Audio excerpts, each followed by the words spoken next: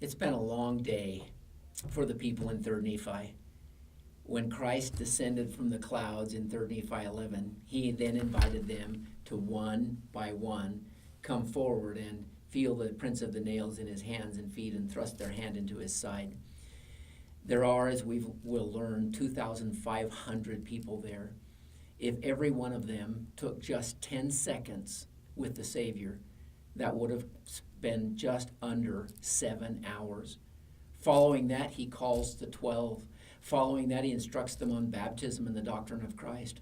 Following that, he teaches them the Sermon on the Mount, only in the Book of Mormon, the Sermon at the Temple. It's no wonder that in 3rd Nephi 17, in verse 1, the Savior says, when he spoke these words, he looked round about again on the multitude, and he said unto them, Behold, my time is at hand. I perceive that ye are weak, and ye cannot understand all my words. In other words, Jesus is saying, it's been a long day for you. Go home, ponder the things I've taught you today. I'll come back tomorrow. I'll teach you tomorrow. Nobody says a word.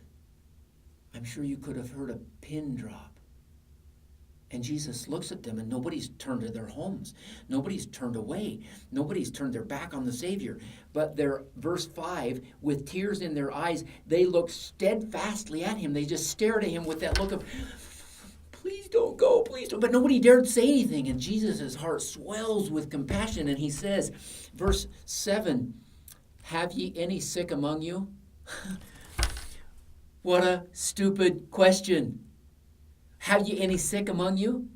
Why would Jesus even ask that question? Have ye any sick among you? He knows the answer.